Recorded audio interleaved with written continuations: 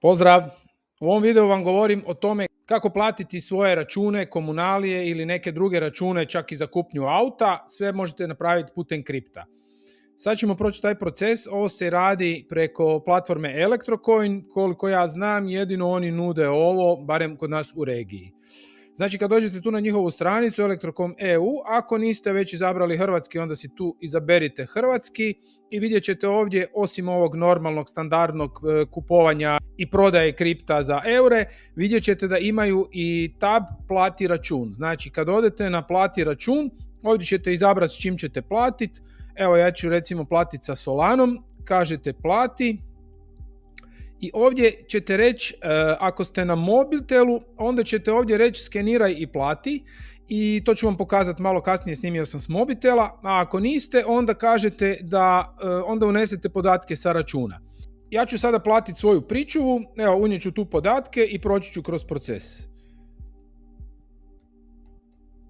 Ono što morate unijeti svoju email adresu, to je jedino što vas traže, kasnije ću vam reći zašto je to važno i o čemu se radi. Idemo sad na bankovni račun. Evo ovdje možemo vidjeti kako to izgleda s mobitela. Isto dođete na Electrocoin.eu, gore izaberete plati račun, izaberete token s kojim plaćate i dozvolite kameri, skenirate barkod i to je to. Evo, kad smo sve ovo popunili, doći ćemo tu do dijela gdje nam kaže da uploadamo datoteku. Znači, ja imam taj račun kao PDF, ali možete staviti i PNG ili neki JPG ili neku slikovnu datoteku. Evo, to sam uploadao i sad kažem slažem se i kažem plati. Evo, oni su sad pokrenuli su proces, znači ja sad njima moram platiti, pošto sam izabrao Solanu, ja im moram platiti 0.19 Solane. I tu piše da čekaju kripto. Ovdje su mi napisali, znači da ovdje su sad tu detalji plaćanja i ovdje je adresa na koju ću ja njima poslati 0.19 Solane. Ja ću sad to kopirati, otići ću u Phantom, reći ću send, Solana, adresu ću staviti ovdje i ovdje ću staviti, ovdje me Phantom upozorava da još nisam radio s tom adresom i reći ću next i platit ću. Ovdje vidite da imam za to 13 minuta. Znači ukupno imam 15 minuta vremena. Nakon 15 minuta ovaj će se nalog stornirati i ići će novi. To je zato što Electrocoin preuzima na sebe rizik za promjene tečaja unutar tih 15 minuta i zato nam daje 15 minuta, ali se tečaj naravno može promijeniti. Ovdje sad već vidimo da je kripto primljen. Znači na naš mail nam isto tako stigli su detalji te prodaje i ovdje piše da smo pokrenuli prodaju toliko i toliko za toliko eura i da je to je broj prodaje i naravno isto ti detalji i adresa na koju se šalje, imamo 15 minuta vremena i isto tako kad ovdje kliknemo ponovo ćemo doći na ovu našu razmjenu. Evo, prošlo je par sekundi i vidimo da je razmjena dovršena. Tu piše da je razmjena dovršena, to znači da su oni pokrenuli plaćanje prema ovom računu. Sad šta je ovdje zanimljivo? Zanimljivo je to da se vi do 1000 eura unutar 30 dana ne morate ovdje prijavljivati niti registrirati. Znači vi ne morate ostaviti nikakve svoje podatke, nego samo mail. Taj mail naravno može biti neki koji ste upravo izmislili ili neki koji koristite samo povremeno, nebitno je. Vi samo morate imati tu staviti mail i ne morate ostavljati niti ime niti prezime. Što znači tehnički da sam ja samo sa svoje Solana adrese poslao Solanu na neku drugu adresu, a firma Electrocoin je platila moj račun za pričuvu u ovom slučaju i nigdje nije povezano da sam ja platio taj račun, niti ja nisam tehnički izašao iz kripta u fiat.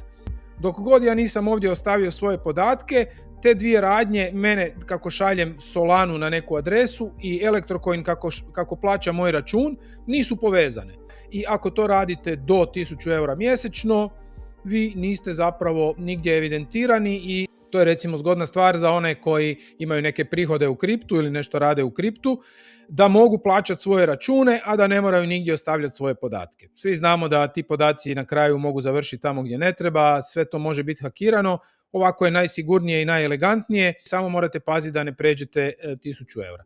Ako bi priješli 1000 eura i recimo platili auto ili možete platiti televizor kupiti ili nešto što prelazi 1000 eura, možete onda se prijaviti i registrirati, obavite KYC. To je neki kratki proces od 10 minuta i nakon toga dalje možete raditi. Ova usluga je dostupna samo u SEPA zoni, zato što se ovo plaćanja se vrše putem SEPA bankovnih prijenosa, evo tu vidite, tako da ovo vrijedi za one zemlje koje ili one korisnike koji imaju SEPA bankovne račune. Ako bi negdje nešto zapelo, ovdje imate podršku koja vam radi od 0 do 24. I ono što je fora, da vam se javlja živ čovjek, znači nisu nekakvi roboti i koji vas tamo vode kroz neke menije, nego čovjeka pitate, čovjek vam odgovori. Tako da je to zgodno, ako bi slučajno imali ili neko drugo pitanje, ovo radi. Još je važno reći i kolike su naknade. Electrocoin tvrdi na svojim stranicama da su negdje red veličine oko 2%, međutim to varira zato što ne može biti točno jer se ti tečajevi jako brzo mijenjaju, ali evo možemo probati izračunati koliko sam ja točno platio.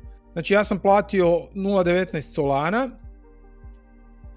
a Solana je trenutno na Binance-u 139,26, pa onda ako to idemo pomnožiti, znači ja sam platio $26,65, a kad odemo na ovu mjenjačnicu, tu piše da je 22 eura 26,09, a ja sam platio 26,65.